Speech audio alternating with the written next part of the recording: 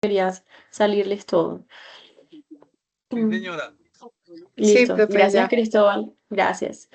Entonces, ¿hoy qué vamos a ver? Hoy vamos a ver el material 7, vamos a ver English Level 7, que corresponde, como lo acabamos de mencionar, a la guía de aprendizaje 5. Como lo hemos hecho antes, vamos a revisar material de formación. Tenemos 4 materiales de formación y hacia el final vamos a explicar las evidencias que nos quedan. ¿Listo? Vamos a tener 3 evidencias para desarrollar con el material de hoy. Son unas evidencias chéveres, la verdad, son de mis favoritas. O sea, es como agrupadas, es mi grupo, es de los favoritos de evidencias, son chéveres, son prácticas y son diferentes, se van a dar cuenta. Entonces, espero que les gusten también, eso lo vamos a ver al final. Entonces, como lo hemos visto antes, tenemos temas agrupados, recuerden, por cada uno de los materiales. Nivel 7 tiene 4, que son los que vamos a revisar. Los vamos a ver agrupados. Siempre tenemos un tema, una parte gramatical y tenemos también parte de vocabulario. Recuerden que es importante que hagamos la conexión también con lo de vocabulario, porque ese vocabulario cobra sentido y nos sirve para la práctica. El sentido de ver ese vocabulario que ustedes a veces podrían creer que es muy random, muy aleatorio, tiene un sentido y es que va muy relacionado en la práctica, en la realidad, o se relaciona muchísimo con el tema gramatical que nosotros vemos. Entonces va a ser vocabulario con el que es muy fácil, o sea, es el vocabulario como más práctico dentro de las consideraciones que se han hecho para el material para poner en práctica de nuevo eso que nosotros vemos. Listo. O sea, para llevarlo como un poquito a la realidad. Entonces, vamos a iniciar con adverbial clauses. Adverbial clauses son cláusulas adverbiales y son básicamente cláusulas que dan información extra, dan un poquito más de información, y como que no definen el sentido de la oración, pero sí dan información extra. O sea, agregan información al significado de la oración o una descripción a algo que ya se está mencionando en esa oración. Ya, vamos a ver el primer ejemplo e igual vamos a empezar a detallarlo para que se entienda mejor. Entonces tenemos, while I was in Argentina, mientras yo estaba en Argentina, I met my wife. Yo conocí a mi esposa. Entonces tenemos, esta primera parte es una cláusula dependiente, ¿verdad? Es una cláusula dependiente y esta segunda parte es la cláusula principal, es la acción principal, que es I met my wife, yo conocí a mi esposa. Entonces, la persona, por ejemplo, podría decir esto sin perder significado, o sea, podría decir, no, dijo, mientras yo estaba en Argentina, yo conocí a mi esposa, ah, bueno, pero también podría decir, no, sí, yo conocí a mi esposa años atrás o donde sea, y también podría tener sentido la frase. ¿Sí? Entonces, eso es lo que pasa. Una cláusula adverbial es información extra, pero no condiciona a la frase para que tenga sentido. ¿Sí? O sea, hay cosas que pueden mantener su significado sin esto que nosotros decimos acá, que es como la cláusula dependiente. Entonces, bueno, y entonces hay algo importante también es, cuando nosotros hablamos de una cláusula principal y una cláusula dependiente, la cláusula principal, que es esta de acá, yo conocí a mi esposa, es la que no necesita mucho más para tener sentido. La cláusula dependiente sí necesita más información para tener sentido. Porque si tú, pues imagínate tú, while I was in Argentina, y solo dices eso, mientras yo estaba en Argentina, y la gente va a decir, ok, bueno, pues, ¿qué pasó mientras tú estabas en Argentina? Listo, esa es la diferencia entre las dos partes de la cláusula. O sea, la gente, si tú le dices solo esto, pues va a quedar como, no entiendo, o sea, tienes que decirnos algo más sí o sí. En cambio, si tú dices, esta parte tiene sentido, solita, ¿listo? O sea, por aparte. Hay una que tiene sentido y hay otra que no. ¿Listo? Esa es la clave.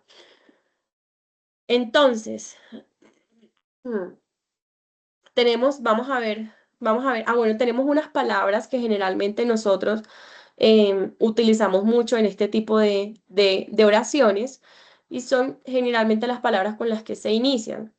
Entonces tenemos while, que es mientras, before, que es antes, although, que es a pesar de, tenemos as soon as, que es tan pronto como, o también lo podemos utilizar como en el momento en el que. pero él literalmente es tan pronto como, unless, que es a menos que, while, que ya lo vimos con el ejemplo que es mientras. Entonces vamos a ver otros ejemplos aquí. Entonces, before I learned to talk, antes de que yo aprendiera a hablar, I already knew how to kick a ball. Yo ya sabía cómo patear una pelota, cómo patear un balón. Antes de que yo supiera hablar, antes de que yo aprendiera a hablar, yo ya sabía, already es ya, yo ya sabía cómo patear un balón. Entonces, acá, miren que básicamente este before, que es antes, se comporta como un cuando. Como cuando nosotros, no, cuando yo, sí, o sea, nos da referencia, nos lleva referencia a un momento, ¿sí? A un momento. O tenemos, entonces tenemos aquí, por ejemplo, tenemos I played every day unless I was sick or too tired to play. Yo jugaba todos los días a menos que, ve la palabrita de acá, yo estuviera enfermo o muy cansado para jugar. Entonces, si ustedes se dan cuenta y hacemos el mismo ejercicio ahorita, perdón. Entonces, aquí, de nuevo, si nosotros lo separamos, I played every day, yo jugaba todos los días, tiene sentido solo, ¿verdad? Si yo digo la frase, tiene sentido sola, la gente no me va a preguntar, ok, ¿y qué más? No, yo jugaba todos los días, ah, bueno, chévere.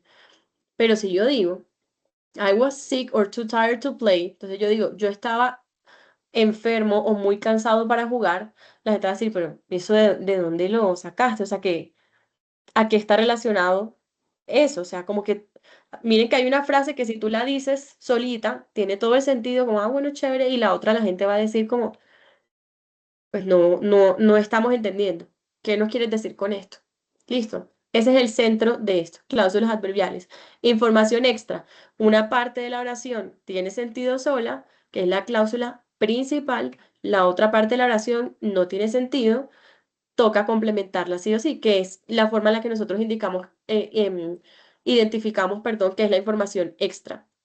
La que tiene sentido sola y la que no tiene sentido sola. ¿Listo? O tenemos, por ejemplo, este último ejemplo tenemos, although my parents were very poor, entonces, a pesar de que mis padres eran muy pobres, there was always food on the table, siempre había comida en la mesa, a place to sleep, un lugar para dormir, and a football lying around. Entonces, acá si nosotros vemos, bueno, recuerden que siempre nosotros tenemos que identificar estas palabras, siempre las vamos a usar en las cláusulas adverbiales. Siempre tenemos palabras que nos conectan como, que dan sentido a la cláusula dependiente, ¿verdad? Que es lo que la que busca conexión. No quiere decir que tiene que estar en la mitad siempre, no. Puede estar al inicio como acá o al inicio como acá. Listo, pero el sentido de esa palabra es que da paso a esa cláusula dependiente que nosotros mencionamos. ¿Mm? Es eso, es lo que le da sentido. Entonces, acá, por ejemplo, entonces, a pesar de que mis padres eran muy pobres, siempre había comida sobre la mesa. Entonces, acá, ¿cuál es la cláusula principal y cómo lo podemos identificar nosotros? Vamos a separarla y vamos a ver qué tiene sentido sola y qué no. Entonces, aquí tenemos, although my parents were very poor, a pesar de que mis padres eran muy pobres, si yo la tomo así solita, pues me falta información. Yo ahí veo. Porque si yo estoy en medio de una conversación con compañeros del trabajo, digamos, y entonces yo menciono eso, no, a pesar de que mis papás eran muy pobres, y me quedo callado. ¿Está completo o no está completo? ¿Siento que falta algo o siento que no? Seguramente, Sí, sí, seguramente. falta. Exacto. Gracias, Erika. Seguramente sí vamos a sentir que falta información. Y entonces acá em, vamos a ver la otra parte. Vamos a separar las otras oraciones. Entonces dice acá, siempre había comida sobre la mesa. Ya eso comienza a tener sentido. Ya tú estás hablando de tu hogar y dices, no, en mi casa siempre había comida sobre la mesa. Ah, bueno, tú no necesitas decir sea, le da un sentido extra, o sea, le da más significado y complementa la oración que tú menciones que a pesar de que mis padres eran muy pobres. Pero si tú mencionas que siempre había comida sobre la mesa en tu casa, es una oración que solita sí tiene sentido. Sí, o sea, no necesitas decir esta frase. ¿Cuál es el sentido entonces si nosotros estamos hablando de que no, pero si nosotros la separamos, esta tiene sentido sola y esta no? ¿Cuál es entonces el significado entonces, o el por qué se utiliza eso? Justamente por eso, porque nosotros damos siempre contexto. Entonces nosotros lo que buscamos es hablar de la mejor manera posible, de la manera más completa posible. Y esto al final es información extra que lo que hace es eso, dar contexto. Eso es lo que hace, da contexto, es información extra. Entonces, no quiere decir que no sea importante y que, bueno, entonces nosotros vamos a hablar solamente así. No, el sentido del lenguaje es ese. Listo, ese es el sentido del lenguaje. Entonces, es información que complementa, es importante porque da un poco más de contexto, pero no es obligatoria. Ahí está el truco, no es obligatorio. Funciona muy bien en la dinámica que nosotros tenemos, pero no es obligatoria. Entonces, bueno, aquí hablamos de las palabras que nosotros utilizamos generalmente. Entonces tenemos although, que es a pesar de, unless, a menos de, y when, que es cuando. Esta no la habíamos visto tampoco, pero when es cuando, literalmente. When en algunos casos puede reemplazar esta palabrita que es while, que es la que nosotros vimos de mientras. En muchas oraciones, y esto solo es tema de vocabulario, como un tip que yo les doy, en muchas oraciones el while y el when podrían intercambiarse. O sea, nosotros podríamos reemplazar un mientras por un cuando. Por ejemplo, aquí, while I was playing with my brothers, mientras yo estaba jugando con mis hermanos, a sport recruiter saw me. Un reclutador de deportes me vio. Entonces yo también podría decir, aquí, when I was playing with my brothers, cuando yo estaba jugando con mis hermanos. Y miren que también tiene sentido. Eso no iba aquí, pero es un tip de vocabulario que les dejo. El when funciona muy bien también como un while. Mientras y cuando se pueden intercambiar entre ellos y funciona en temas de vocabulario. Entonces, nosotros tenemos varias palabras, o sea, como varias categorías para las cláusulas adverbiales. La primera que vamos a ver es time expressions, expresiones de tiempo, o sea, conjunciones, esas palabritas que nosotros acabamos de ver ahorita, que yo les decía que es lo que da sentido para la conexión entre todo lo que decimos en la frase, son conjunciones, nosotros las podemos categorizar. Y así vamos a categorizar las cláusulas adverbiales dependiendo de las conjunciones que se usan, que son las palabritas. Entonces tenemos primero las de tiempo, expresiones de tiempo. Tenemos after, que es después. Entonces se usa para expresar que algo se hizo después de. El significado pleno de la palabra después. Tenemos when, que es cuando. Lo que hace es describir justo el momento en el que algo ocurre. El momento justo en el que algo está ocurriendo. Luego tenemos while, que while también se puede reemplazar por as. While significa mientras. As también cobra ese significado solo en estas oraciones porque as se puede utilizar de muchas maneras. O vamos a enfocarnos aquí porque no nos quiero enredar con eso. Entonces, en este caso estamos hablando de while and as, ambas palabras, como mientras, traducido al español. Generalmente estas las usamos para enfocarnos en dos acciones que están ocurriendo al tiempo. No, mientras yo hacía esto, esto también estaba pasando. ¿Listo? Cuando yo estaba en esto, mientras yo estaba en esto otro ocurrió. ¿Listo? Habla de dos acciones simultáneas ocurriendo al tiempo. Tenemos before, que es antes de, entonces lo utilizamos para describir algo que ocurre antes de otra cosa que nosotros vamos a mencionar. O sea, la primera acción está ocurriendo o en la que ponemos la palabra before está ocurriendo antes de esa segunda acción que nosotros mencionamos. Tenemos también until, que es hasta. Vamos a verlo en el ejemplo. Entonces, I supported the team. Apoyé al equipo. Support es apoyar en inglés. Ojo, no es soportar. I supported the team until the game ended. Hasta que el juego terminó. Yo apoyé al equipo hasta que el juego terminó. Aquí esta palabrita que ustedes ven acá es simplemente una manera informal de abreviar la palabra until. ¿Listo? Nosotros podemos decir till en vez de until. Pero, o sea, till es simplemente eso, abreviar esta palabra. Miren que simplemente toma las últimas tres letras y es la abreviación. Solo que, pues, es una palabra para entornos y contextos bastante informales. ¿Listo? Tenemos since, que es desde, by the time, que es al momento de, o en el momento en el que, ¿sí? Entonces, por ejemplo, by the time the World Cup starts, para el momento en el que la Copa del Mundo empiece, they will have finished the stadium. Ellos habrán terminado el estadio.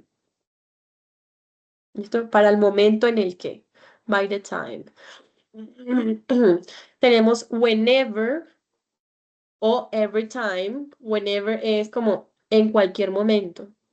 Whenever, como en cualquier momento o cuando sea que nosotros también lo decimos así. Por ejemplo, whenever she has time, cuando, cuando sea que ella tenga tiempo o en el momento en el que ella tenga tiempo. Solo que ese cuando sea es más informal para nosotros en el español, pero es una traducción útil también. ¿Listo? O every time, que es en todo momento. Whenever es en cualquier momento, every time es en todo momento.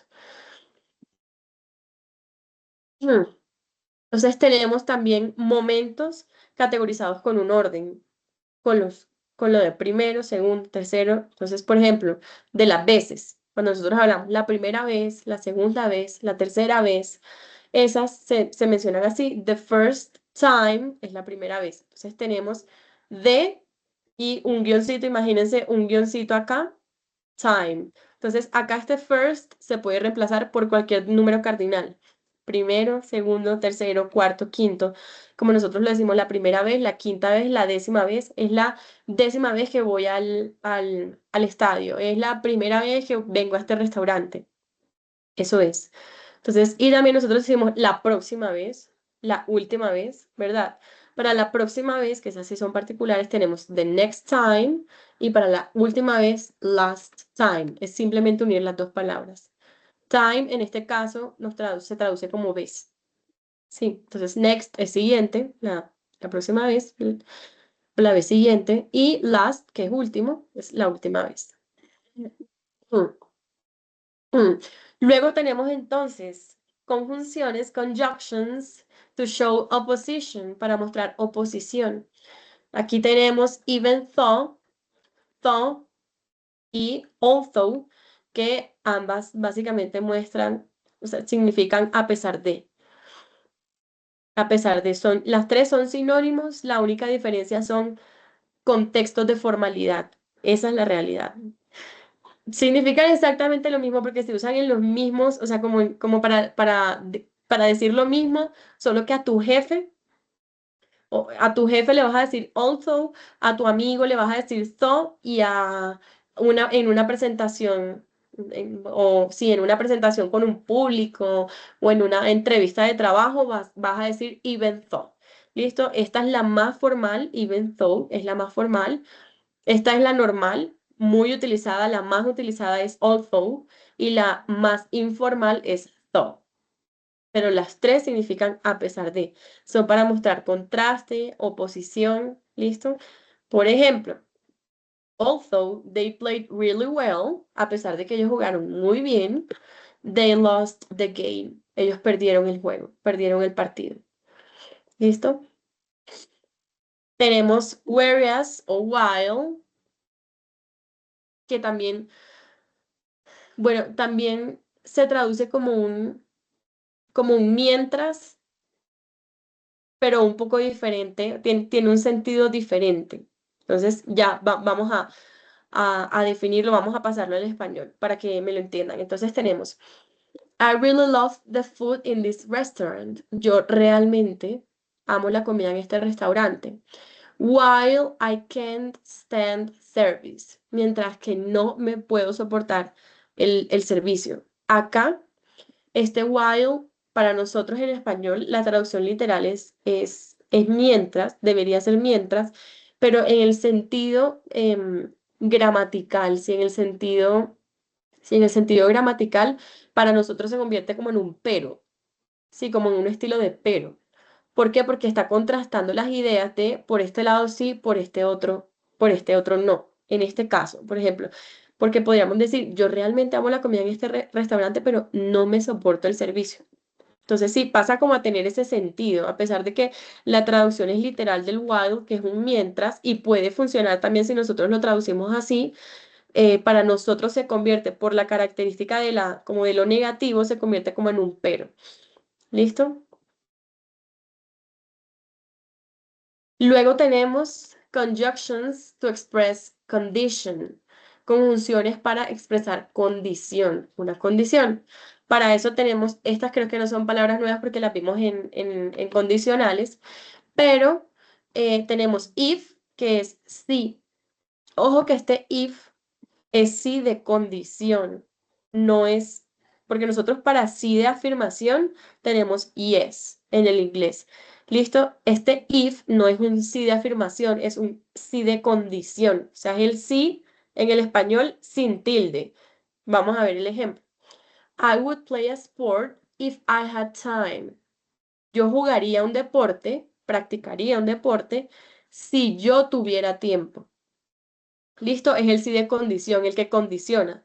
Ah, si tú eh, no cocinas, entonces yo voy a pedir comida, porque tengo hambre. Es un sí de condición. En el español se escribe sin tilde. En cambio, el sí de afirmación en el español se escribe con tilde. Entonces, este if es sí sin tilde en el español y el yes, que es el de afirmación, es el sí con tilde para nosotros en el español. Even if, que es simplemente una extensión del sí, traduce incluso sí. ¿Esto qué quiere decir? Que no importa cuál sea la condición, el resultado no va a pasar. En cambio, este if simplemente te pone una condición. Este even if lo que te dice es no. O sea, no, no importa la condición que yo te diga, no va a pasar. Ya vamos a ver el ejemplo. Even if she trains hard, incluso si ella entrena muy duro, she will not lose 10 points in 1 week. Ella no va a perder 10 libras en una semana. ¿Listo? O sea, este even if ya sabemos que es una condición, que es que a pesar de que esto ocurra, de que hagas lo que hagas, esto que yo digo acá no va a pasar. O vamos a ver otro ejemplo. I never go to the gym. Yo nunca voy al gimnasio, even if I have time. Incluso si tengo tiempo. Incluso si esto no va a ocurrir. Listo. Es una condición, pero sabemos que es una condición con resultado negativo, básicamente. Luego tenemos whether or not. Básicamente el whether or not lo que nos dice es que algo no va a cambiar si esa condición no se cumple. Como que independientemente de esto va a pasar. Vamos a ver el ejemplo. They will go to the championship game. Ellos van a ir al partido del campeonato. Whether or not they qualify. Califiquen o no, clasifiquen o no clasifiquen. Así como, así, nosotros lo decimos en el español así. Nosotros, ¿qué pasa? Que en el inglés no vamos a escribir dos veces esto, pero es así. Clasifique o no. ¿Qué particularidad tiene este whether or not que quiero enseñárselas y quiero que ojalá les pueda quedar claro? Voy a hacer una pausa aquí por eso y es, em, cuando nosotros nos vamos a la gramática, este whether or not, sea como sea que se escriba en el inglés, siempre nosotros en el español lo vamos a traducir igual, pero en el inglés hay dos formas de escribirlo. Whether or not pegado, o nosotros lo podemos separar también como en esta segunda frase. Miren que está aquí, whether or not they qualify, o lo podemos decir también, y siempre está bien, whether they qualify or not. Y ambas significan lo mismo. Ambas nos dicen clasifiquen o no. Listo. Entonces, o podríamos decir, ellos irán al partido del campeonato. Sí o si no, clasifican. También lo podríamos leer así en el español, solo que no es la forma que nosotros más utilizamos. Entonces nosotros hablamos muy así, clasifiquen o no. Entonces es simplemente este de acá, que es como el verbo de esta parte de la oración, se dice en afirmativo y en negativo. Eso es lo que nos dice el whether or not. El verbo que esté en esa parte de la oración lo decimos en afirmativo y en negativo. Clasifique o no clasifique. Ya. Eso es lo que significa en el inglés. Pero se puede escribir de cualquiera de las dos maneras. Ojo, pegado o separado, de tal forma que en la mitad va el resultado, va la condición, perdón, va la condición, listo, y ahí va a haber un verbo, que es el verbo el que yo les digo. Cuando nosotros lo pasamos al español, simplemente se lee en afirmativo y en negativo, y ya, listo. Aquí simplemente hay más ejemplos. Luego tenemos unless, que es a menos que. Entonces, ¿qué significa? Básicamente, si esta condición que yo te doy no ocurre, pues el resultado no va a cambiar. ¿Listo? Entonces, o sea, esto que yo te digo tiene que ocurrir para que el resultado cambie. Por eso es a menos que. Y tenemos también in case that, en caso de, o in the event that, que es lo mismo en el inglés. Se escribe de dos maneras diferentes porque las palabras se pueden traducir igual al español y por eso en el español es una sola forma. Pero es en caso de. En caso de que, en el caso de. Tenemos only if, que es solo si. ¿Qué significa eso? Que es una condición estricta para que algo pase. Sí o sí.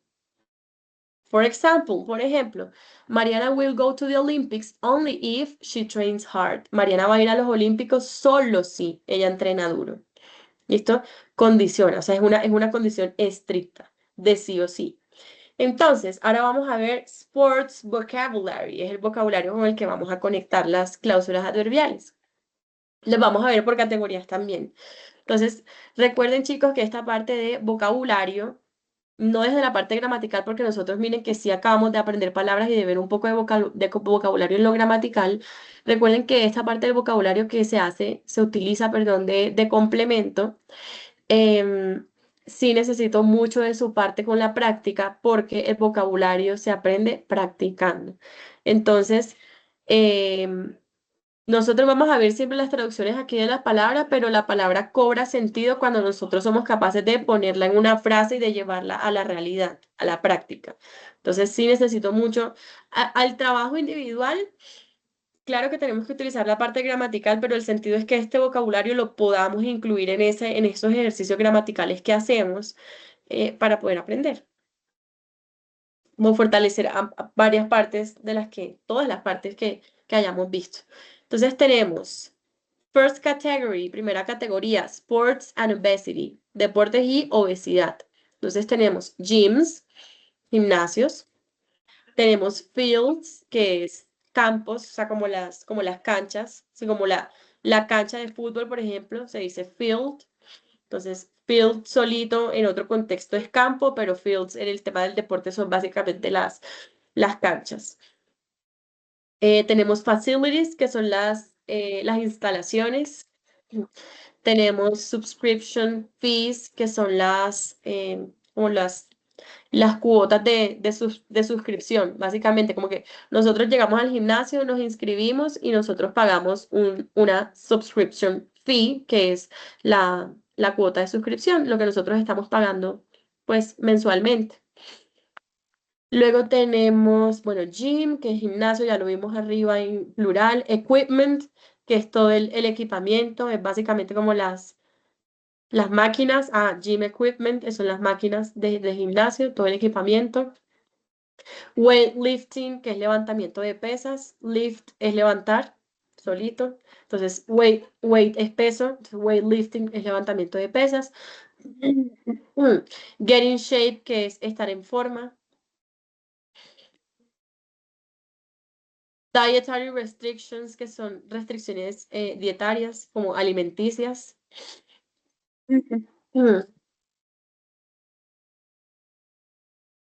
Diets, que son dietas. Tenemos fitness programs, que son programas de fitness, como programas de vida saludable. Short term es a corto plazo. Short es corto, term es plazo. Tenemos habits, que son hábitos. Gain weight, que es ganar peso. Gain es ganar. Weight ya vimos que era peso. Train, que es entrenar. Bueno, aquí tenemos las palabras. Básicamente acá lo que encuentran es la traducción, es el significado en inglés. Esto se los dejo también. Me gustaría que lo leyeran todo porque a pesar de que es más difícil, justamente lo más difícil nos enseña más. Entonces, en el inglés, para que ustedes lo tengan ahí también en el radar, la mejor forma de aprender vocabulario es conociendo su significado en inglés. Es decir, no solo la traducción que yo les doy. Y esto que yo te digo, diet es dieta. O sea, yo necesito que ustedes se metan a este material y lean esto en inglés. Listo. Lean, o sea, las palabras así como cuando nosotros empezamos en el colegio, a nosotros una de las actividades que yo creo que hace todo el mundo es que nos ponen a hacer un diccionario. Y es una tarea sí o sí como de primero, no me acuerdo. Pasó hace tiempo, pero estoy segura que seguramente se los pusieron a ustedes también. Eh, nos ponen a hacer un diccionario y el sentido es ese. La mejor forma de aprender una palabra es pues entendiendo su significado. Entonces, si nosotros lo hacemos en el español, claro, porque es nuestro idioma, nosotros también lo necesitamos en el inglés. No solamente, no porque solo sepamos la traducción, entonces ya vamos a entender todo. Créanme que fortalece mucho el conocimiento de vocabulario, el conocer y además amplía su vocabulario, conocer. Ser capaz de tener como en la cabeza y retener el significado de la palabra en inglés, la definición, no la traducción y ya al español, sino la definición de la palabra en el mismo idioma. Listo. Bueno, ahora tenemos entonces otra categoría, another category, y es Olympic Games, los Juegos Olímpicos. Entonces tenemos host city, city es ciudad, host es anfitrión, entonces aquí en este caso es la ciudad anfitriona que generalmente en los Olímpicos hace referencia a donde se realizan los Olímpicos.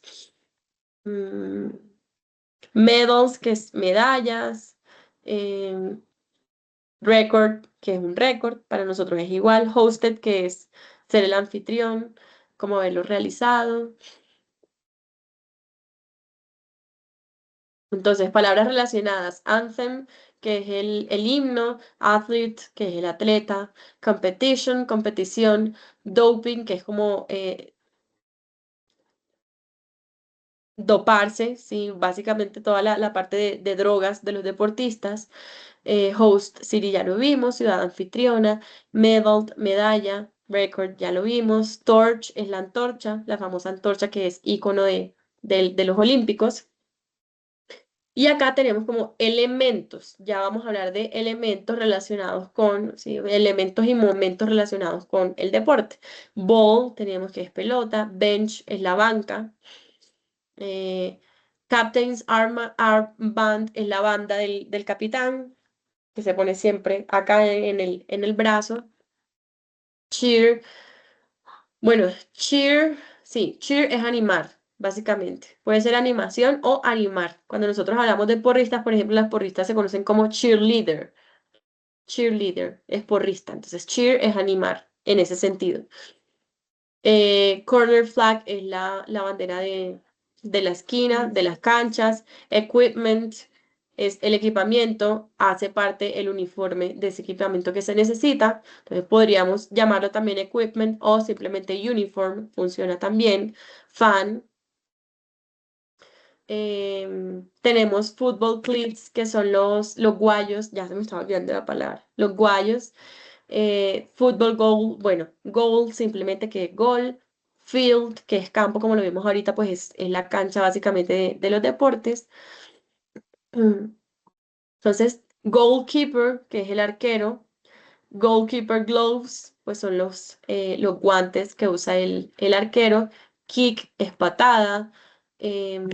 Linesman flag es la bandera que está en la bandera de la línea, pero es puntualmente, sí, las banderas de la línea, los que están como los jueces de línea, que son los que están como en los laterales, esa bandera. Medal, que es medalla. Red card es tarjeta roja. Referee es el árbitro. Scoreboard es la tabla de puntajes, donde se resumen los puntajes. Stadium lights, las luces del estadio, que generalmente pues es algo bien característico de los estadios. Y star player, que es como el jugador estrella. O sea, ese es el jugador ícono, ese que todo el mundo conoce. Supporters scarf es básicamente, es la, Dios mío, la bufanda como de los fans de los equipos. Eso es a lo que se refiere con supporters. Tactics Board, que es el tablero de táctica como de toda la organización y la estructura del equipo. Team es equipo. To be kicked out of the game es ser despedido del juego, o sea, te sacaron tarjeta roja, te sales del juego. Play dirty es jugar sucio. Trophy, el trofeo. Whistle, el pito, se me olvida la palabra formal, Dios mío, que nosotros utilizamos para esto. El silbato, perdón, ya me acordé. Yellow card, tarjeta amarilla. Ahí vimos red card también, que es la tarjeta roja. Y aquí simplemente pues field o court, dependiendo de lo que se utilice para el tipo de deporte. Entonces, baseball field es la cancha de béisbol, basketball court es la cancha de básquetbol, fútbol, se puede decir field o pitch, es la de fútbol, swimming pool, piscina, pues esto porque estamos hablando de natación, estamos hablando de deportes. Tennis court es la cancha de tenis. Ojo que no siempre, no para todos los deportes, miren que no para todos se dice field, hay unos que se utilizan con court, ¿listo? Ambos son cancha, depende del deporte qué palabra se usa. Y track es pista, ¿listo? Entonces, primer material, check. Pasamos a segunda parte. Ahora vamos a ver phrasal verbs. Los phrasal verbs son unas palabras, la verdad son palabras muy importantes en el inglés porque son, bueno, verbs son verbos, ¿verdad? Como ustedes saben. Entonces acá les voy a poner para que vean el título. Verbs son verbos. Entonces, ahí básicamente los phrasal verbs son verbos compuestos. Esa no es la traducción literal de phrasal, pero sí, es el sentido que se le da en el español. Los phrasal verbs son verbos compuestos y es básicamente cuando nosotros unimos un verbo, entonces como lo tenemos aquí, a verb and a preposition or an adverb. Un verbo y una preposición o un adverbio. ¿Listo? Entonces es un verbo compuesto que puede cambiar completamente el significado del verbo original. ¿Listo? Por ejemplo, vamos a ver el primer ejemplo. Tenemos un phrasal verb, un, un verbo compuesto. Tenemos get up. Get up es levantarse. Miren que yo tengo acá get, que es un verbo, y up, que es una preposición de lugar, así como de espacio. Porque up, entonces get solito es obtener. Up es arriba. Entonces, si yo las miro por aparte, cada uno tiene su significado. Get es obtener, up es arriba. Pero si yo las uno, get up se convierten en un nuevo verbo, es un verbo compuesto con un significado completamente diferente que es levantarse. Get up es levantarse, es decir, yo estoy acostada en la cama, me levanto, eso es get up. O estoy sentada en la silla, me paro, me muevo, eso también aplica para un get up. Listo, pero levantarse. Get up es levantarse. Miren que cambia completamente el significado. Es decir, ¿qué pasa? Para darles un poco de contexto, nosotros en el español tenemos muchos verbos que son palabras únicas. En el inglés, el vocabulario, o sea, como que no hay siempre una palabra en inglés que traduzca una palabra en español. A veces en el inglés, como en el caso de los phrasal verbs, que son los verbos compuestos, necesitamos dos palabras en inglés para poder llegar a una en el español. Listo, es un juego. Entonces, eso pasa. No hay tantas palabras en el inglés como las hay en el español, por eso hay dos palabras para que cobren el significado de otra cosa. Por eso son a veces dos palabras en inglés significan una sola en el español, que es el caso de los phrasal verbs, verbos compuestos. Entonces, aquí, para que tengamos algo claro, a pesar de que sean dos palabras en el inglés, porque ustedes ven aquí una y aquí otra, En el español son una sola. ¿Listo?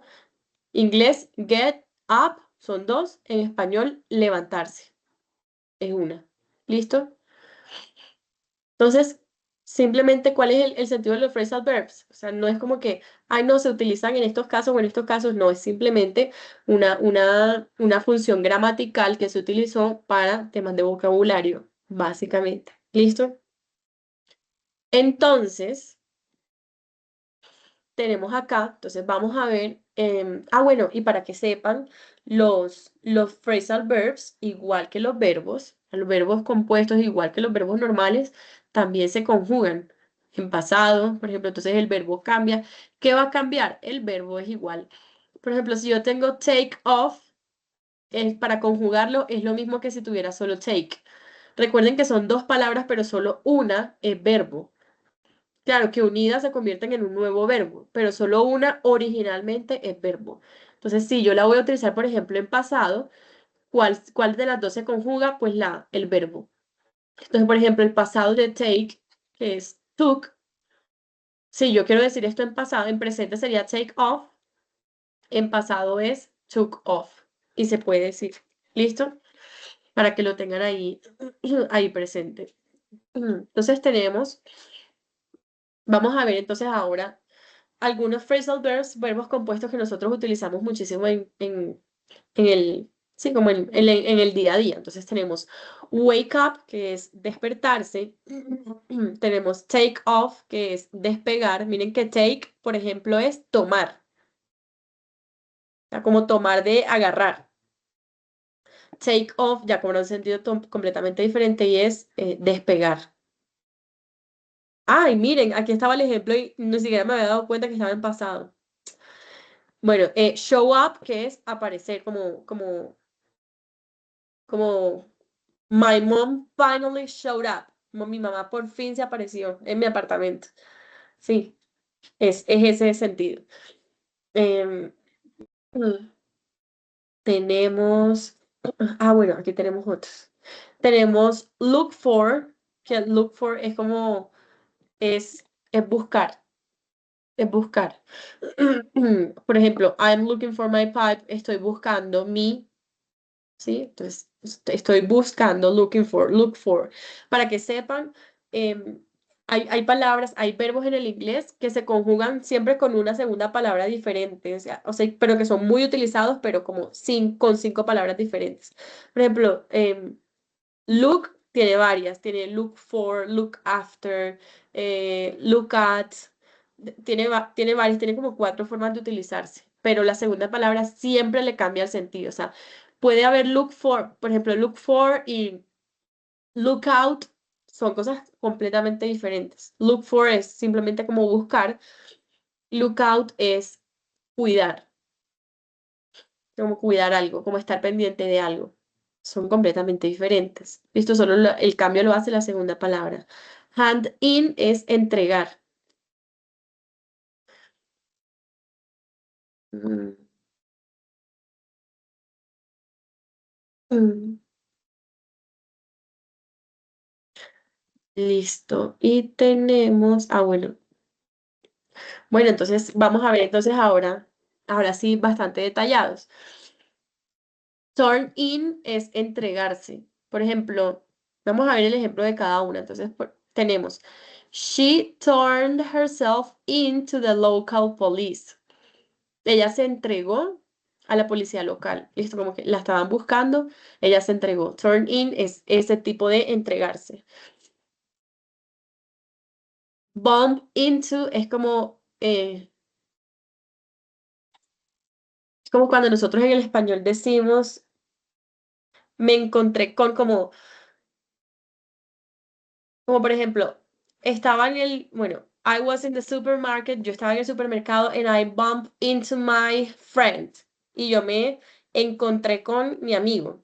Sí, como es como algo inesperado, como encontrarse inesperadamente, eso es bump into.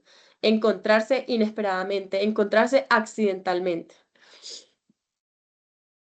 A bump into también puede traducirse al español como tropezarse. ¿Listo? Entonces puede ser un encuentro no intencional o tropezarse. Tenemos put on, que es colocarse. Hablamos de ropa, o sea, put on your jacket, ponte tu chaqueta. Take off, hablábamos ahorita. En la primera parte, por ejemplo, vimos un ejemplo con take off, que es despegar. O sea, un avión, por ejemplo. Un avión lo que hace es take off, despegar. Pero también se utiliza para quitar. El contrario de put on. Put on, que es ponerse ropa. Take off es quitársela también.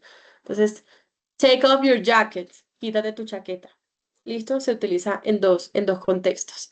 Turn on, que es encender, prender. Turn on the TV, prende el televisor. Turn off, que es apagar. Apaga el televisor. Turn off the TV.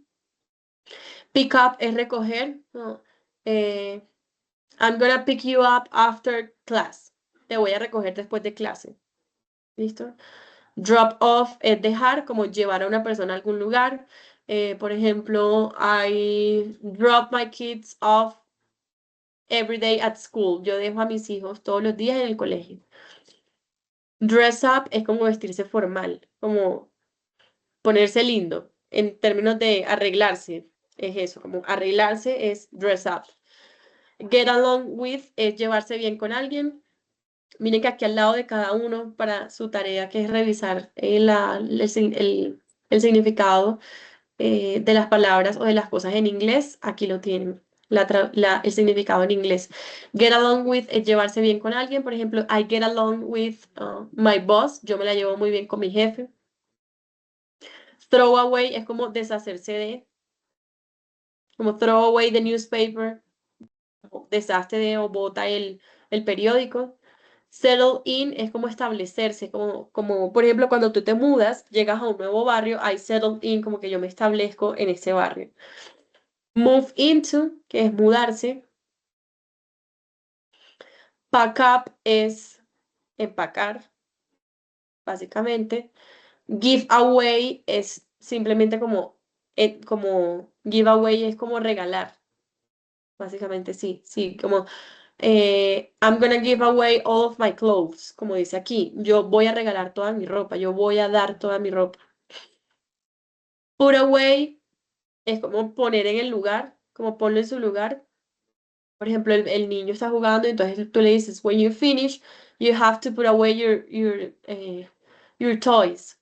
Cuando tú termines, tienes que poner en su lugar todos los juguetes. Put away es poner en su lugar, como poner en su puesto. Get back es devolver. Put off es posponer. Hang up es colgar, como, como que cojo la ropa y la cuelgo en un gancho, ese colgar. Count on es cuento, o sea, como contar contigo, como I know I can count on you. Yo sé que puedo contar contigo, como de confianza, cuando hacemos referencia a confianza. Wear out es como desgastar, como que me compré unos zapatos y me obsesioné con estos zapatos y son los que uso siempre, los rayé, los desgasté. Eso es wear out, como usar hasta que ya no lo puedes usar más, gastártelo. Get rid of es un sinónimo de throw away, es deshacerse de, es eliminar, botar. Este sinónimo de este throw away que lo vimos arriba. Keep out es como mantenerte afuera, como no entrar. Keep out, como mantente lejos, no entres. Break down es algo que se daña. Por ejemplo, my computer broke down. Lo dije en pasado. My broke, no dije break, sino broke porque está en pasado. My computer broke down, mi computador se dañó. Dejó de funcionar. Give up es rendirse. Look after, que fue el ejemplo que yo les ponía ahorita, por ejemplo, con look after es como vigilar, como estar pendiente de, proteger. Como por ejemplo, eh, the nanny will look after my baby this night. La niñera va a cuidar a mi bebé esta noche. Stop by es como parar en, como que visitar, como I'm gonna stop by my best friend's house. Yo voy a voy a pasar por la casa de mi mejor amiga. Como que voy a pasar y parar. Voy a estar ahí un momento. Carry out, que es ejecutar, básicamente. Sí, es ejecutar. Carry out como que lograr, llegar a lograr esto, X cosa. Cheer up es animar, literalmente. Y break into es como meterse, como break into, cuando tú lo utilizas en el inglés, hace referencia a algo ilegal, como que esto es a la fuerza. Como que eh, they broke, el ejemplo, they broke into her house while she was away. Ellos se metieron a su casa cuando ella no estaba, cuando ella se había ido. ¿Listo? O sea, se metieron o sea, irrumpieron. Esa es la palabra. Irrumpieron. Es algo ilegal, por la fuerza. Vocabulary that we're gonna talk about. Vocabulario del que vamos a hablar. Esta segunda parte es furniture. Furniture es mobiliario, muebles. ¿Listo? Entonces, esto lo vamos a ver por espacios, espacios diferentes. Entonces, tenemos the living room, que es la sala. Vamos a empezar con la sala. Entonces, acá tienen una imagen y entonces cada vez que ustedes, que yo no sé a mí por qué no me funcionan nunca los accesos, pero bueno, clasifica con cada uno de los números como diferentes objetos y ya vamos bueno, no está, pero entonces yo les voy qué raro porque no me aparece, ya, la lista está acá, ya. Entonces debería conectarme y mandarme aquí abajo, pero bueno, no lo hace. Entonces aquí tenemos, por ejemplo, se las voy a ir diciendo yo, abajo hay muchas para que ustedes complementen, pero aquí tenemos, por ejemplo, ceiling, que es esta de acá, es el techo. Tenemos lamp, LAMP, solita, que es la lámpara que tenemos aquí. Tenemos couch, que es el sofá. A ver, tenemos desk, que es el escritorio. Miren que aquí tenemos un escritorio. Esto se supone es un computador. Tenemos un escritorio. Tenemos fan, un abanico. Chair, que es la silla de la sala. Mm, A ver qué más. A TV, tenemos un televisor por allá. Books, tenemos libros. Curtain, que es la cortina. Pillow, que es el cojín.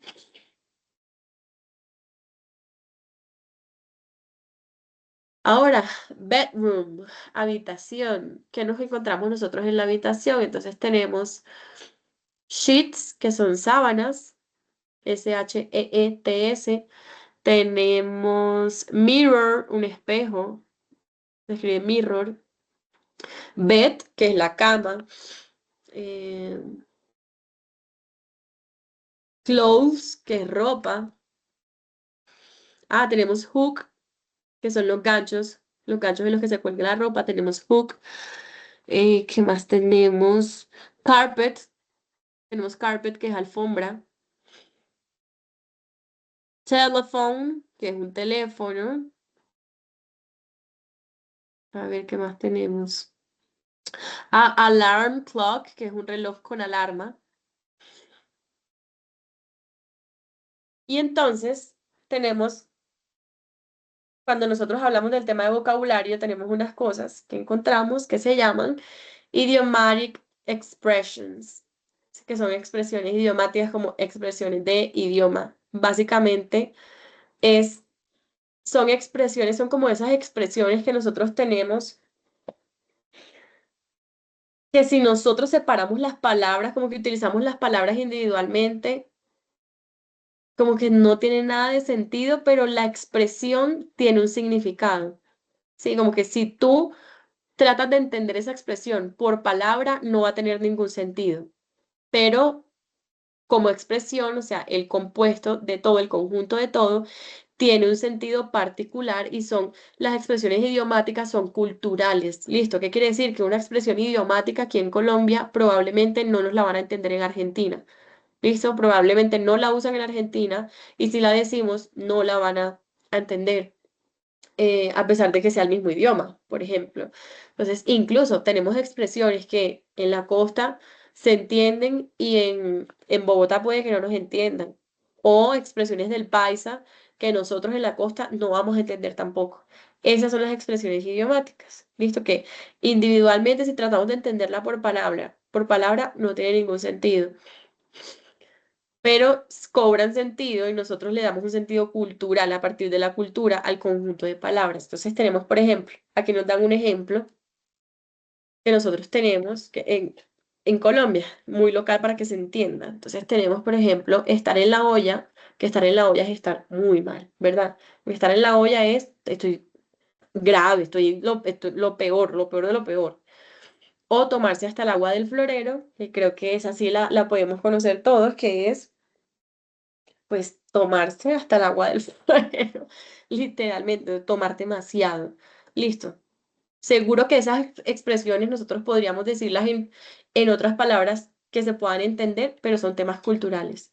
¿Qué pasa y por qué estamos entrando a esto? Porque en el inglés también existen. Y esto es lo que vamos a ver en esta parte para cerrar este material. Entonces, en el inglés también existen y es importante porque así como se pierde gente en el español solamente entre departamentos, por ejemplo, de Colombia, pues imagínense nosotros escuchando a gente hablar en el inglés. Eso ocurre en todos los idiomas, hay expresiones idiomáticas. Listo para que lo tengan ahí presente. Vamos a ver algunas que utilizan mucho en inglés. Entonces tenemos, por ejemplo, to be on the house, que si nosotros lo vamos a desglosar así solito, si lo traducimos y ya al español, significa estar en la casa. To be on the house, estar en la casa, ¿verdad? Pero eso no es lo que significa. El significado, la expresión idiomática con eso es estar libre, estar libre. Puntualmente, em, perdón, que sea gratis, perdón. On the house, por ejemplo, cuando eh, corre por la casa, eso es, sí tiene una traducción que nosotros utilizamos en el español. Corre por la casa, por cuenta de la casa.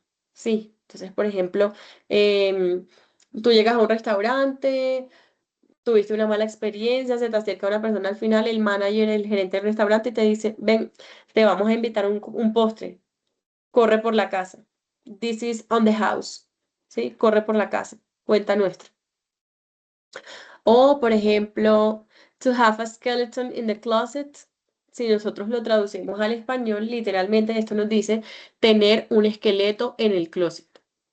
¿Cuál es la expresión idiomática en el inglés? Nos dice to have a horrible secret, tener un secreto horrible, o sea, como que algo muy oscuro, muy turbio. O tenemos wet blanket, por ejemplo, que es una referencia de personas. O sea, te dicen como que, no, Jairo, you are a wet blanket. No, Jairo, tú eres a wet blanket. Entonces, ¿qué significa esto? Si nosotros lo separamos y lo tratamos de entender individual, wet es húmedo, blanket es como cobija. Sí, puede ser cobija, sábana. ¿Qué significa realmente? Cuál es la expresión? Alguien que daña siempre los momentos. Sí, como que no, el que toma y se pone pesado, el que es esa persona como que hace las bromas pesadas, hace los comentarios que no son, la persona que daña los momentos. Eso es un wet blanket en el inglés. Tenemos a storm in a teacup, que es, nosotros también lo usamos y es una tormenta en un vaso de agua. En el inglés dicen teacup, que es vaso de té. Nosotros en el español tenemos una tormenta en un vaso de agua, que es para el cual funciona igual que para nosotros, básicamente una preocupación innecesaria, o sea, algo que no era tan importante se volvió muy importante, ¿sí? Lo hicimos muy importante. Eh, to be off the hook, por ejemplo, si nosotros lo traducimos palabra por palabra, es como estar fuera del gancho, pero la expresión idiomática nos dice como librarse de una obligación, como que, uy, no, tenía un compromiso el domingo y me cancelaron, uf, I'm off the hook, estoy fuera de, sí, como que me libré de. Cuando nosotros decimos, uy, no, me salvé de la visita de este domingo, no me libré de la visita de este domingo. ¿Listo? Entonces, en el inglés también existen, como en muchos idiomas. Aquí que van a encontrar siempre la expresión idiomática, o sea, lo que se dice, cuál es el significado pues real de la expresión y un ejemplo para que cobre sentido en la práctica. Vamos entonces ahora, vamos a ver adjectives with ed and ing, adjetivos terminados en ed y en ing. Entonces, recuerden que los adjetivos son palabras que califican. Listo, son palabras que califican. Por ejemplo, cuando yo digo, esta casa es grande, grande es un adjetivo. Cuando yo digo, mi mamá es hermosa, hermosa es un adjetivo. Cuando yo digo, mi profesor es muy inteligente, inteligente es un adjetivo. Son palabras que califican, o sea, como características. ¿Qué pasa? En el inglés, nosotros podemos dividir y entender también el significado de las palabras. O sea, una palabra puede, una misma palabra podemos verla terminada en ed o en ing. Es decir, puede estar el mismo inicio y ese inicio puede terminar con ed o con ing. Les voy a mostrar unos ejemplos. Por ejemplo, esta. Por ejemplo, bored. Miren que aquí inicia con bored, listo, y termina bored o boring. Miren que tiene el mismo inicio, simplemente termina diferente, con ed o con ing. Listo, pero es lo mismo. Entonces, ¿cuál es la diferencia entre esos dos? Cuando ustedes vean un adjetivo que termina en ed, generalmente habla de sentimientos, sensaciones. Ya vamos a verlo en ejemplo. Entonces, bueno, voy a hacerles el ejemplo una vez. Por ejemplo, yo digo, I am bored. Esto, I am bored. Yo estoy aburrida. Esto está, estoy describiendo un sentimiento, una emoción, una sensación, algo mío. Esto está relacionado con las emociones, con los sentimientos. Cuando terminan en ed, cuando terminan en ing, lo que hace básicamente es calificar un objeto, un evento, un momento, una idea. Listo, pero no un sentimiento y una emoción de una persona. ¿Listo? Sino simplemente califica un objeto, una persona, no algo que sienta la persona, sino algo que es. Básicamente es eso. El ed, la terminación en ed es el sentir y la terminación en ing es el ser, como que tú eres o tú sientes. Y como que yo soy tal cosa es con ing o yo siento o me siento tal cosa es la terminación en ed. Vamos a ver los ejemplos para que hagamos esa distinción. Bored, por ejemplo, si yo digo I am bored, entonces yo le puse ahorita I am bored, yo estoy aburrida. Es diferente si yo digo I am boring, yo digo yo soy aburrida. Entonces yo estoy, ¿verdad? O sea, es algo que yo estoy sintiendo. Yo, boring es yo soy aburrida, es simplemente una característica mía, no es una emoción, no es una sensación. ¿Listo? Em, por ejemplo, vamos a hacerlo con otra palabra aquí, a ver.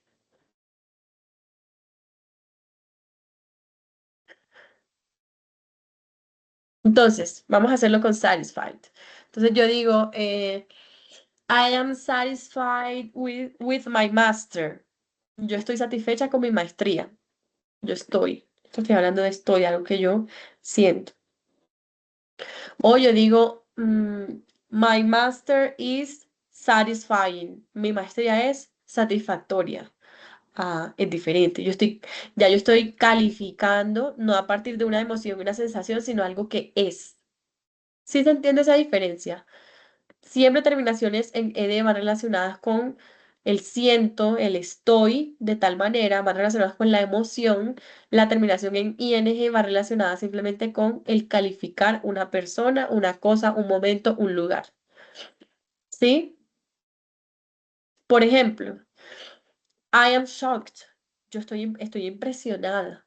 Y es algo que yo estoy sintiendo, como, estoy impresionada. O si yo digo, that movie is shocking. Esa película es impresionante. ¿Mm? Es diferente, yo estoy calificando la película, yo no estoy diciendo que yo estoy impresionada por la película. O sea, yo no puedo decir I am shocking, yo estoy impresionada, no, es I am shocked, yo estoy impresionada. Shocking es algo impresionante. Es decir, shocked es impresionada, impresionado. Shocking es impresionante. Satisfied es satisfecha, satisfecho. Satisfying es satisfactorio. Interested es interesado, interesada. Interesting es interesante. Sí se nota la diferencia ahí, chicos, ahí me están entendiendo. Si tienen dudas, necesito que me digan, me levantan la mano y me dicen. Creo que vamos bien. Sí, está bien, profe, gracias. Listo, Erika, gracias. Entonces, miren que muchos de estas clasificaciones que nosotros vemos vienen de un verbo. Entonces, es a ese verbo terminado en ed o esa misma palabrita terminada en ing. Y ahí nos lo llevamos a un adjetivo. Por ejemplo, excite, que es como emocionarse, emocionar. Excite es emocionar, es un verbo. Excited es emocionado y exciting es emocionante. Muchos adjetivos tienen esa relación, tienen la relación con los verbos. Listo. Muchos adjetivos. Si ustedes se ponen a pensar, muchos adjetivos vienen derivados de un verbo. Recuerden que verbo es acción. Listo. Ujú. Entonces, tenemos future perfect with will and going to. El futuro perfecto. Vamos a hablar de un tiempo. Esta parte gramatical es un poquito más compleja. Siempre cuando hablamos de tiempo tienen sus detallitos. Entonces tenemos future perfect, futuro perfecto, pero lo vamos a ver de dos formas. Con will, o sea, cómo organizar una oración con will, con esta palabrita de acá, o cómo organizar una oración con going to, que ya vamos a ver cada una de ellas. Entonces, recuerden que el futuro perfecto nosotros lo usamos en tres casos puntuales. Vamos a primero entender en qué casos usamos el futuro perfecto y luego vemos cómo lo estructuramos. El futuro perfecto, primer caso, to talk about an action in the future, para hablar de una acción en el futuro that will take place before another action in the future, que va a ocurrir antes de otra acción en el futuro. O sea, estamos hablando de dos momentos en el futuro, uno ocurre antes que otro, no están ocurriendo al tiempo, uno ocurre antes que el otro. Por ejemplo, the party will have started by the time I get there. La fiesta ya habrá comenzado para el momento en el que yo llegue. Hay dos acciones en el futuro. La fiesta va a empezar en el futuro porque todavía no ha empezado y yo voy a llegar al lugar. Dos acciones en el futuro. ¿Listo? Y una ocurre primero que la otra. The party will have started. La fiesta ya habrá comenzado para el momento en el que yo llegue. By the time I get there. Dos acciones en el futuro, pero la fiesta ya habrá empezado para cuando yo llegue. ¿Listo? La fiesta ocurre primero que mi llegada. Primer caso. Segundo caso. To talk about the duration of an activity. Para hablar acerca de la duración de una actividad. Before a specific time in the future. Antes de un momento específico del futuro. Por ejemplo, she will have slept for 5 hours. Ella habrá dormido por 5 horas by the time the plane lands. Para el momento en el que el avión aterrice. ¿Listo?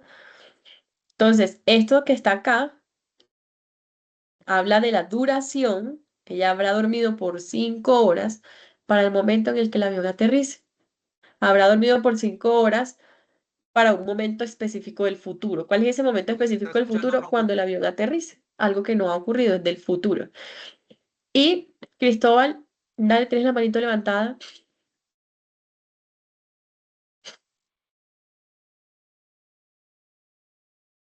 Si estás hablando, no te escucho. O se te levantó la manito sin culpa.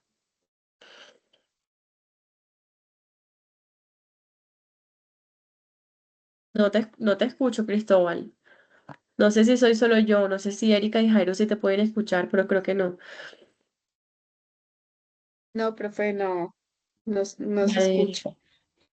Cristóbal, si quieres déjame un mensajito por el chat si tienes la pregunta y ya te la respondo porque no te escuchamos. Tal vez te está molestando tu audio, tu micrófono. Listo, entonces tenemos caso 3. To express certainty about the occurrence of something in the near past. Para expresar certeza acerca de la ocurrencia de algo en el pasado cercano, como que algo que acaba de ocurrir. Sí, como para un momento algo habrá ocurrido. O sea, estoy segura que eso ya habrá pasado. Sí, o sea, no es algo o sea, no es algo del hoy, sino que para un momento que yo estoy haciendo referencia al futuro, hay una cosa a la que yo hago referencia que ya habrá ocurrido. Vamos a desglosarlo, no se me angustien. Por ejemplo, I will have finished eating by the time you arrive. Yo habré terminado de comer para el momento en el que tú llegues. So, let's have lunch another day. Entonces, almorcemos otro día. Listo, miren que habla del futuro igual, pero hace referencia como a algo que ya habrá ocurrido en el futuro, algo que tú tienes certeza de que va a ocurrir, o sea, ya habrá ocurrido, o sea, como que va a pasar sí o sí. Estás hablando del futuro, pero en el futuro, en ese momento del futuro, pues ya sería pasado. Sí, vamos a ver otro ejemplo. By the time you get there, para el momento en el que llegues, the doctor will have left the office. El doctor se habrá ido de la oficina, del consultorio. Schedule a new appointment. A new appointment. Así que agenda otra cita. Entonces, ahí tenemos palabritas. Ya vamos a ver la estructura, pero ahí tenemos palabritas que creo que, no sé si lo notaron, tal vez utilizamos mucho acá. Y es, miren, bye, bye. By. Entonces, ese by lo utilizamos en expresiones, siempre con expresiones de tiempo. Bueno, generalmente, no siempre, pero generalmente con expresiones de tiempo. ¿Por qué? Porque como estamos hablando del futuro, pues necesitamos hablar de un momento específico. Si no, se nos pierde el sentido del futuro perfecto bajo esta condición. Entonces tenemos, por ejemplo, by tomorrow para mañana ya habrás ta, ta, ta, ta. ¿Listo? O by next year, para el próximo año. En estos casos, con expresiones de tiempo, by se traduce como para. By 3 o'clock, para las 3 de la tarde. Vamos a ver el ejemplo. By 3 o'clock, para las 3 de la tarde, the plane will have taken off. El avión ya habrá despegado. O by the time, que fue la que más vimos ahorita en los ejemplos, by the time they get home, por ejemplo, o sea, para el momento en el que lleguen a la casa. I will have finished making dinner. Yo habré terminado de hacer la cena by the time they get home. Para el momento en el que lleguen a casa. Ahora sí, estructura gramatical. ¿Qué tenemos? Recuerden, iniciamos las oraciones siempre con subject, un sujeto. Ojo, un sujeto es diferente a un pronombre. Un pronombre puede ser un sujeto. ¿Listo? Entonces, ¿cuáles son los pronombres? Yo, tú, él, I, me, you, they, perdón, I, we, you, they. Pero un subject, un sujeto, también puede ser el nombre de una persona. Por ejemplo, Jairo o Erika. Ustedes son sujetos. O puede ser también, espérenme que me está pidiendo Cristóbal acceso. O puede ser también my mom, mi mamá. Eh, your teacher, tu profesor. Son sujetos también. ¿Listo? Listo. Entonces, tenemos un sujeto. Primero en la oración empezamos con un sujeto. Luego tenemos el verbo auxiliar que nosotros vayamos a utilizar. En este caso lo vamos a ver primero con will. Will, nosotros lo vimos en future simple, en futuro simple, es el auxiliar por defecto del futuro. ¿Listo? Cuando ustedes vean will, sí, es futuro. Ah, bueno, a menos que no lo vean como verbo, sino como sustantivo, porque will también es voluntad en inglés. Bueno, no les voy a dar con eso. Siempre que ustedes lo vean después de un sujeto, es un verbo. ¿Listo? Siempre que esté después de un sujeto, perdón, sí, es un auxiliar de futuro. Sí, es un verbo, pero es auxiliar de futuro. Entonces, listo, usamos will justo después del sujeto. Luego, ¿qué vamos a usar? Vamos a usar esta palabrita have. En futuro perfecto siempre es have. Esto no se negocia, listo. No se negocia. No va a cambiar que a had, que ha pasado, que tengo que pensar cómo lo estructuro. No, siempre es have. Ya les voy a explicar por qué. Este have, el futuro perfecto en el español para nosotros es yo habré terminado. Ese haber que nosotros conjugamos de habré terminado, habré cocinado, tú habrás estudiado, ese haber que nos llevamos a futuro, solamente lo atribuye el have. Listo, have es el haber. Entonces lo necesitamos para poder pues, estructurar el tiempo correctamente, la oración correctamente. The verb is in past participle. El verbo está en pasado participio. Recuerden, nosotros hablamos de eso también. Los verbos se conjugan y tenemos verbos regulares e irregulares. El verbo regular, cuando se lleva a pasado, hay dos formas en pasado de los verbos, pasado simple y pasado participio. El verbo cuando es regular, en pasado simple y en pasado participio, simplemente se agrega la ed al final. ¿Se acuerdan? Cuando el verbo es irregular, la palabra cambia. Entonces la palabra en pasado participio, probablemente, hay unos casos en los que se escribe igual, pero se escribe de una forma en pasado simple y de otra forma en pasado participio. ¿Listo? Cierro paréntesis. Ahora, el verbo siempre va en pasado participio. En los tiempos perfectos, sea present perfect, presente perfecto, past perfect, pasado perfecto, and future perfect y futuro perfecto, el verbo siempre está en pasado participio. ¿Listo? Y luego pues está el complemento de la oración. Entonces vamos a ver aquí. I will have. Entonces miren, I, que es el sujeto. Perdón. I, que es el sujeto. Will, que es el auxiliar de futuro. Have, que es obligatorio porque trae el haber, que lo necesitan todos los tiempos perfectos. Eaten, que es el verbo en pasado participio. Entonces, y aquí el complemento de la frase, ok, estamos cumpliendo. Vamos a leerla. I will have eaten the pie. Yo me habré comido el pie by the time my wife gets home. Para el momento en el que mi esposa llegue a casa. Yo habré comido, me habré comido. ¿Listo? Futuro perfecto.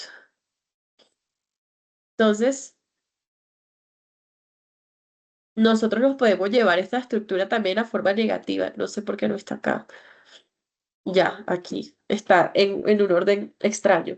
Pero nosotros nos lo podemos llevar también a forma negativa. Si es la misma estructura, ¿cuál es la diferencia? Ponemos la palabrita not después de will. Esa es la única diferencia. Entra el not, que es la negación, después de will. ¿Listo? Única diferencia, no cambia nada más. Y también nos la llevamos a forma interrogativa. Simplemente es la misma estructura de la oración afirmativa, simplemente que este will se va al inicio de la oración. Es lo único que cambia. Miren que aquí está el will de primerito. Pasa el will aquí al inicio de la oración y el resto permanece en el mismo orden que la oración afirmativa. ¿Listo? Por ejemplo, will they have left by the time the boss comes?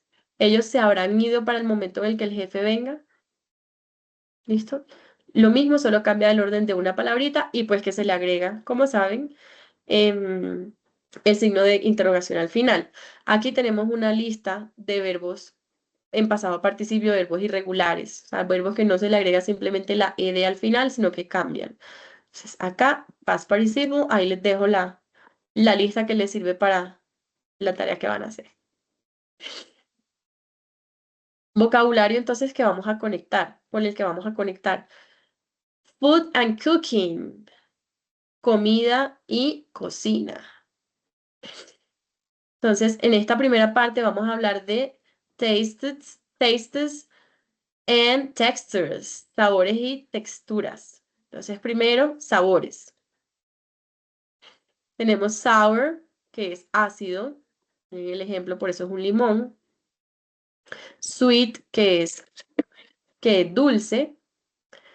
Tenemos salty, que es salado. Entonces, miren que tenemos unas papas. En la imagen siempre tenemos algo como representativo. Ay, no, arriba.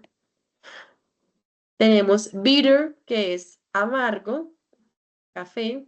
Tenemos blonde. Blonde es básicamente como un sabor suave, como los sabores que tiene el pan. No es que no sepa, pero tiende a ser como un sabor no invasivo, básicamente. Strong es el antónimo de bland, que es un sabor muy fuerte. Por ejemplo, el queso azul es muy invasivo. Luego tenemos rich, que se incluyen sabores para, sí, para hacer referencia simplemente a algo sabroso, tal cual. Luego tenemos textures, tenemos texturas de los alimentos. Entonces tenemos soft, que es suave, hard, que es duro, chewy es como gomoso, esto que nosotros podemos, si nosotros podemos hacer y puede muy probablemente sonar entonces es algo gomoso. Crunchy, que es crujiente. Luego tenemos crispy, bueno, crunchy y crispy para nosotros sí, sería crujiente como en ambos casos, pero crunchy es como algo completo crujiente y crispy es simplemente como que es crujiente por fuera, como, como lo que es apanado, por ejemplo, es algo crispy, es como un apanado. Smooth, que es suave, es como, sí, es suave, pero smooth generalmente es para lo líquido. Creamy, que es cremoso. Chicos, perdón, no sé por qué está tan lento. No me está reaccionando mucho el computador. No sé qué pasa. Ya.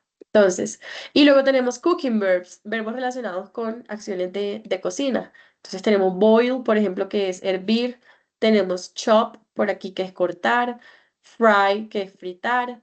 Grill, parrillar. Slice, cortar, pero o sea, cortar en rodajas puntualmente, como rodajar. Bake, que es hornear.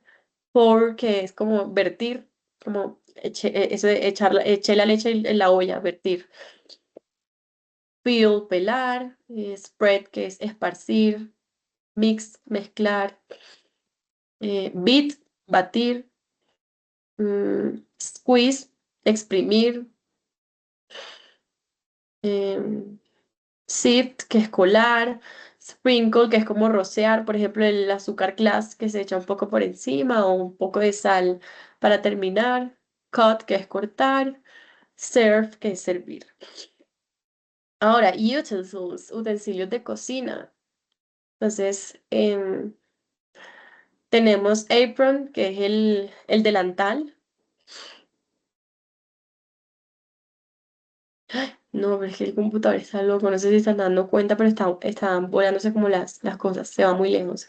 Cookie cutter, que son como los moldes, entonces es específicamente como cortadores de galletas, pero son moldecitos para cortar. Lo que cutter son como esos moldes que nosotros usamos para cosas de cocina que dan forma, ¿sí? Que cortan. Em, Cookie sheet, que es una bandeja, pero son esas bandejas planas.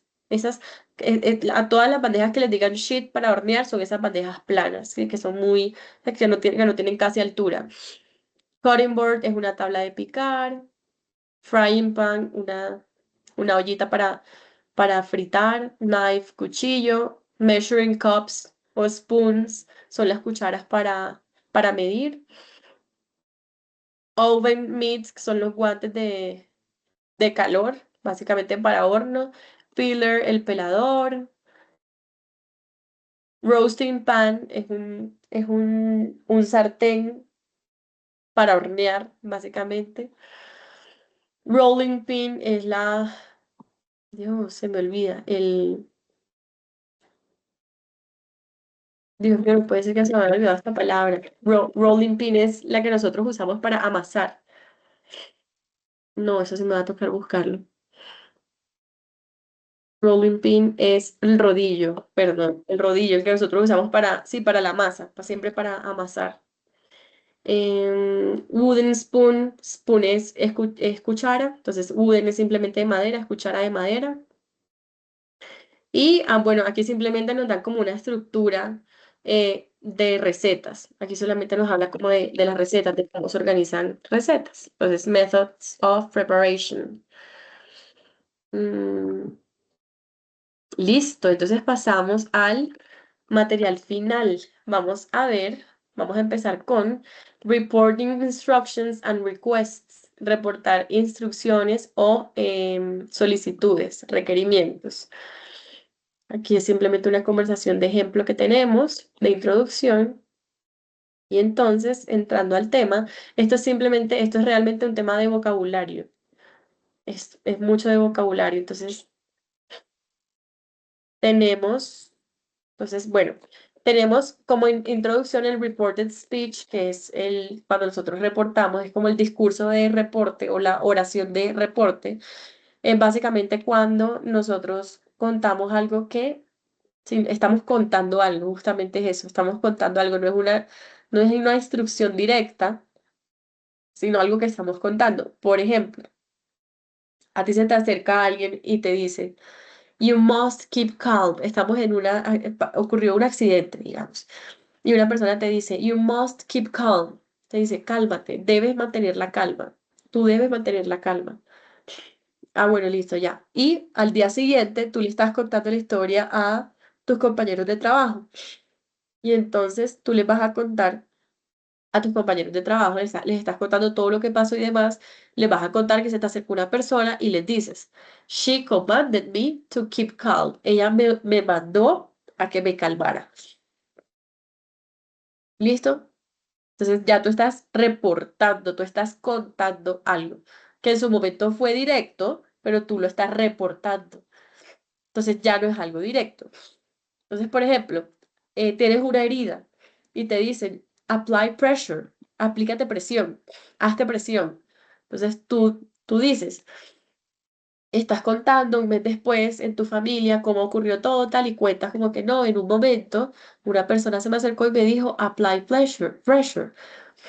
Entonces, ¿cómo lo vas a decir en inglés? She suggested apply pressure.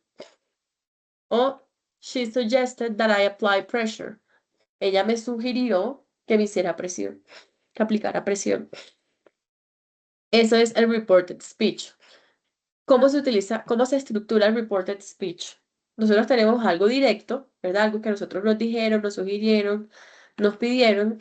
Cuando nosotros lo vamos a reportar, la estructura es, tenemos un sujeto.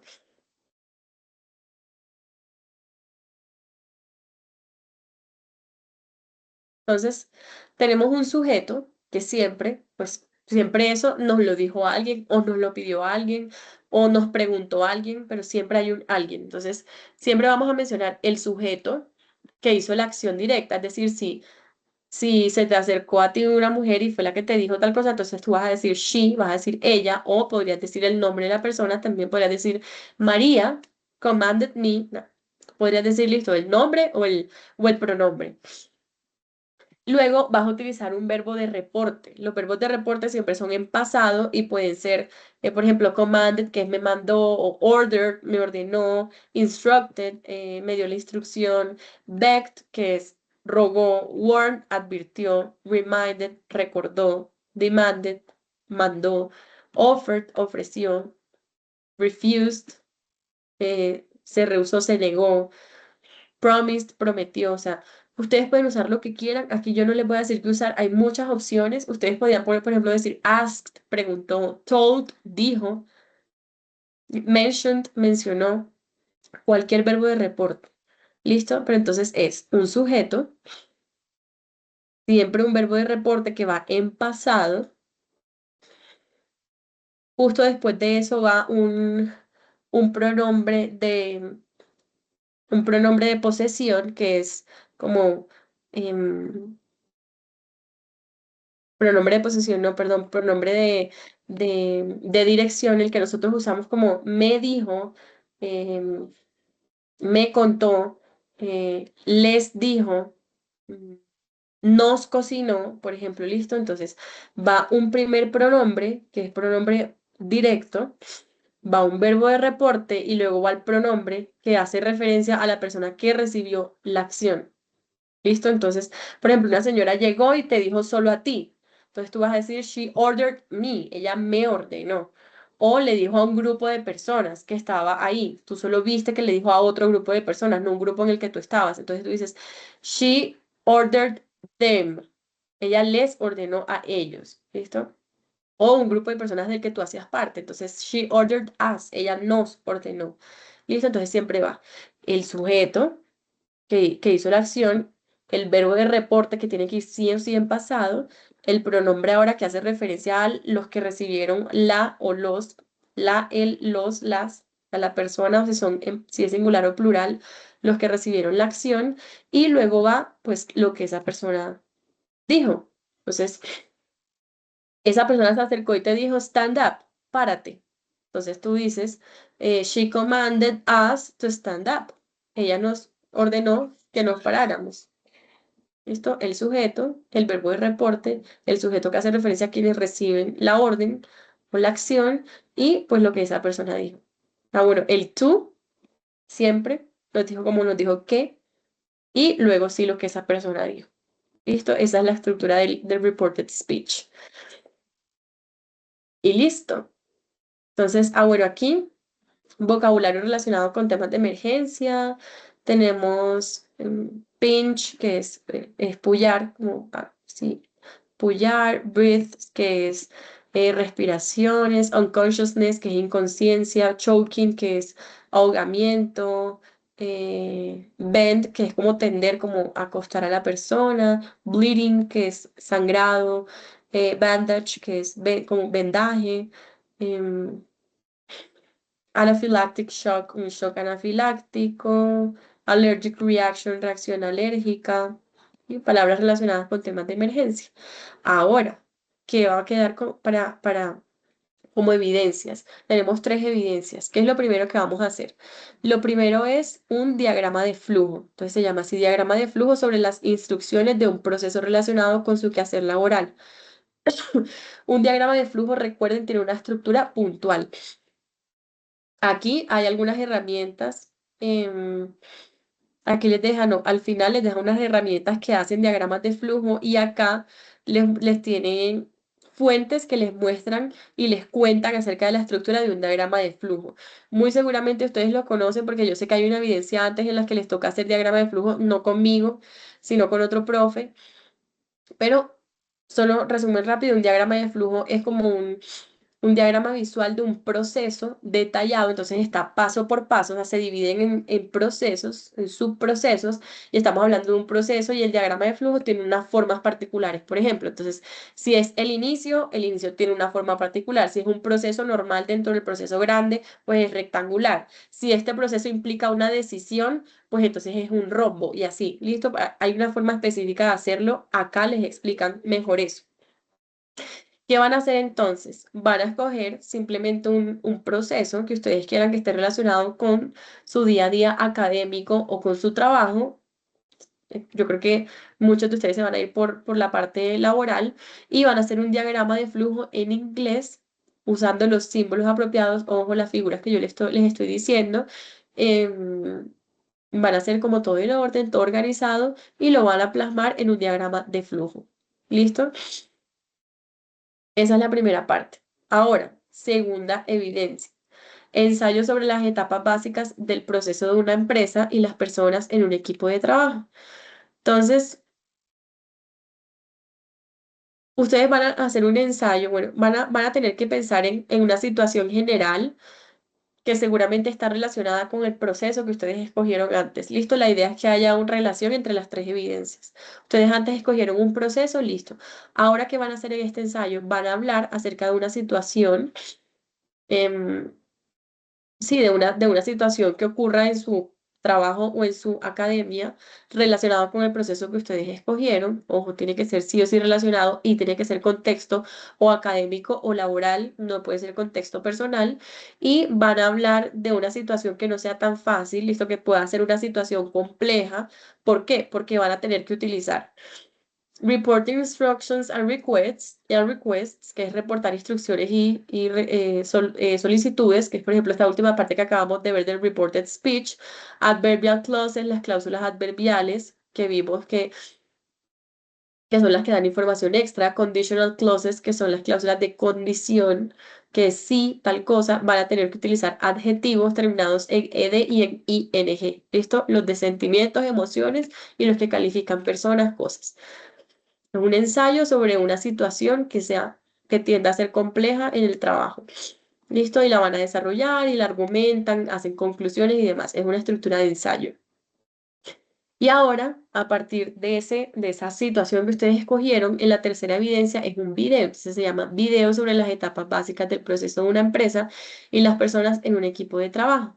Entonces, a partir de esa situación, ustedes se van a como a concentrar en esa situación, van a tratar de reunir la mayor cantidad de información que puedan. Se van a un poquito más general, no tiene que ser la misma situación, pero tienen que pensar en que tenga relación con eso y van a contarnos sobre procesos organizacionales que hay en la empresa de bienestar, nutrición, actividad física, ejercicio, temas ambientales, no sé, pero temas de bienestar puntual que la empresa pueda relacionar con esa situación que ustedes mencionan antes, que es un poco compleja. Aquí, ¿qué van a usar? Pues todo lo que acabamos de ver de vocabulario de comida, de cocina, de deportes, de bienestar, ahorita de salud, por ejemplo, vimos ahorita vocabulario de salud. ¿Listo? Y van a contar acerca de esos procesos. Todos en inglés. Cristóbal, tienes la manito levantada, dale. Prácticamente un HSQ sobre lo que se desarrolla en una empresa, ¿sí o no? Pues no tan detallado, no tiene que ser tan allá, pero puede salir de ahí, exactamente, puede salir de ahí. Pero la idea es que sea un poquito más hablado, que lo conversen, que lo desarrollen, listo. Pero sí puede salir de ahí, funciona. Listo, listo, listo chicos, eso era. No sé si tienen dudas, preguntas, si no damos por finalizada nuestra sesión de hoy. Bueno, muchas gracias, profe. Cristóbal, gracias. Erika, Jairo por conectarse. Que tengan una buena noche. Un abrazo, descansen. Profe, le recomiendo lo de las evidencias. Claro